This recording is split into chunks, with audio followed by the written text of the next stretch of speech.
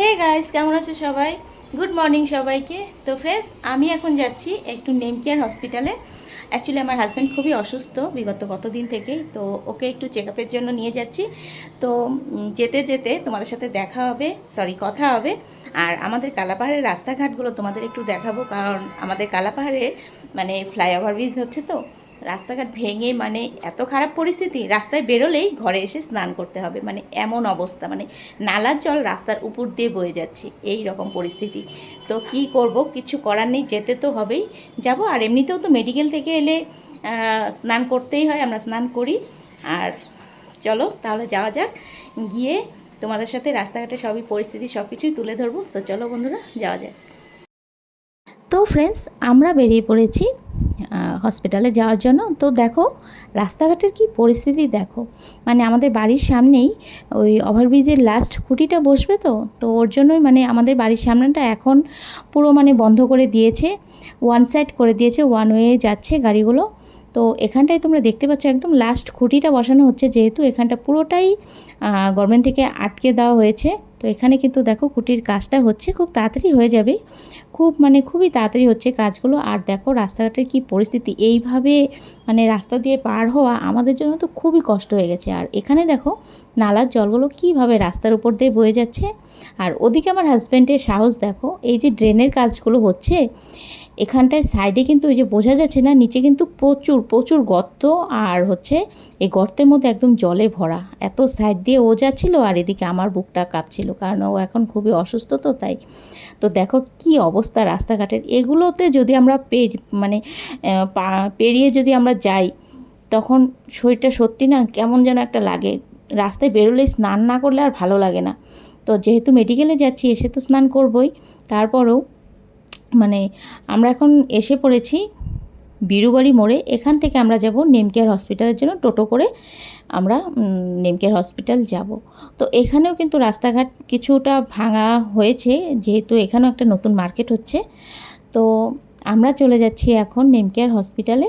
তো টোটো করেই যাব, আমাদের এখান থেকে কালাপাড় থেকে নেমকেয়ার হসপিটালে যাওয়ার মানে খুবই সুবিধা। আমাদের বাড়ি থেকে জাস্ট বিরুবাড়ি মোড় পর্যন্ত আমরা জাস্ট একটু দুপা হেঁটে আসি, তারপর ওখান থেকে আমরা টোটো করে নেমকেয়ার হসপিটাল পর্যন্ত পৌঁছে যাই। খুবই সুবিধা হয়েছে, তবে সেই রাস্তাটাও কিন্তু খুবই ভাঙাচোরা।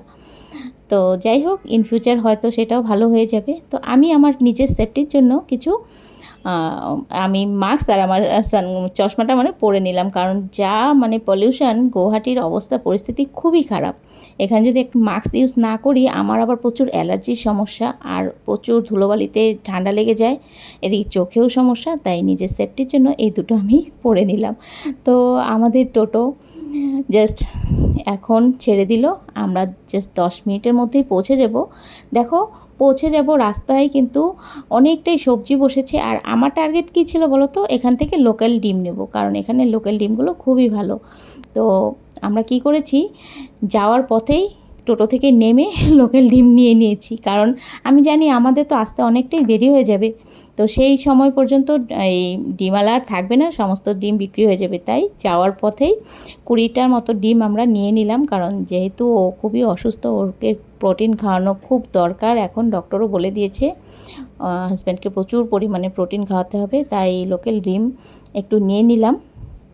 আমি কোনোদিনও এই কাজটা করিনি, মানে হসপিটালে ডিম নিয়ে যাচ্ছি এইভাবে, মানে কেমন যেন একটা লাগে। কিছু করার নেই, যেহেতু লোকাল ডিম পাওয়া খুবই রেয়ার, তাই পেয়েছি যখন রাস্তায় নেমেই নিয়ে নিলাম ওর জন্য। তো আমরা আবার আবার ডবল ভাড়া দিয়ে কিন্তু যেতে হবে, এবার কিছু করার নেই। তো ডবল ভাড়া দিয়েই আমরা পৌঁছে যাব নেমকেয়ার। আর এটা দেখো নতুন নেমকেয়ার হসপিটাল, আমরা যাব পুরোনোটায়। তো পুরোনোটা ওই ব্রিজের পাশেই রয়েছে, তো নতুন হসপিটাল ক্রস করে আমরা চলে যাচ্ছি পুরোনো হসপিটালের দিকে।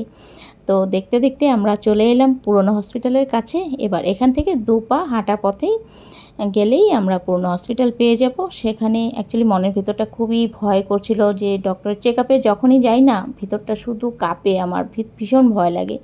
তো তারপর দেখাতে তো হবেই। তারপর দেখো ডক্টর দেখিয়ে আমরা চলে এলাম। আর আসার পথে এখানেও কিন্তু কিছু মেডিসিন নিয়ে নিয়েছি, প্লাস কিছু ফ্রুটস নিয়ে নিয়েছি, যেহেতু এখন আম জাম এগুলোরই সিজন, তাই কিছু আম নিয়ে নিলাম, কিছু জাম নিয়ে নিলাম, আবার কিছু পেয়ারাও নিয়ে নিয়েছি।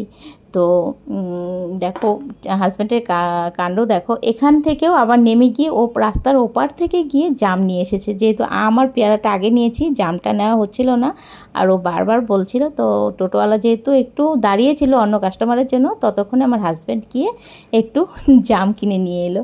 যেহেতু এখন জামের সিজন, আর জাম খাওয়া আমাদের শরীরের জন্য খুবই ভালো, তাই বললাম যে তাহলে যাও গিয়ে অল্প কিছু জাম নিয়ে আসো।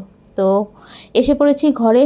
এত রোদ ছিল, কি বলবো বন্ধুরা, ভীষণ গরম লেগে গেছে। এসে আগে একটু ঠান্ডা জল খেয়ে নিলাম, নিয়ে বাস জিনিসগুলো এখন একটা একটা করে বের করব, বের করে সব ফ্রিজে ঢুকিয়ে রাখবো।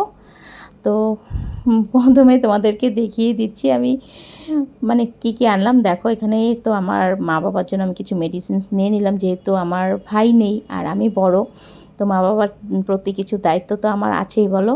তো মা বাবার জন্য সবসময় আমি মেডিসিনসগুলো এখান থেকে গুয়াহাটি থেকে পাঠিয়ে দিই। তো মা বাবার জন্য মেডিসিনস কিছু নিয়ে নিয়েছি, যা যা দরকার। আর এখানে আমি নিয়ে নিয়েছি, দেখো দেখতেই পাচ্ছ, লোকেল ডিম।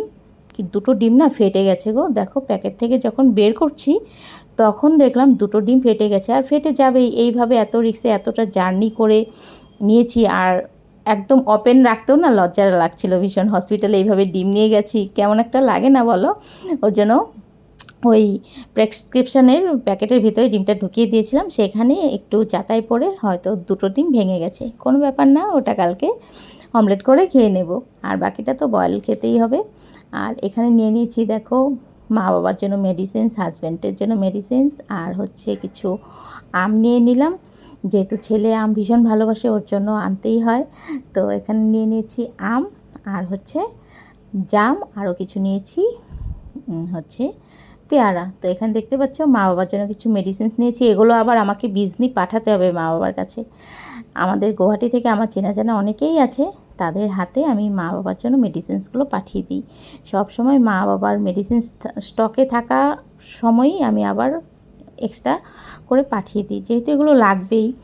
আর যেহেতু আমার কোনো ভাই নেই, আমরা 3 বোন, আমাদের ওপরই তো মা বাবার দায়িত্বটা, তাই না? তাই আমরা 3 বোন মিলেই মা বাবার জন্য যতটুকু পারি আমরা করি।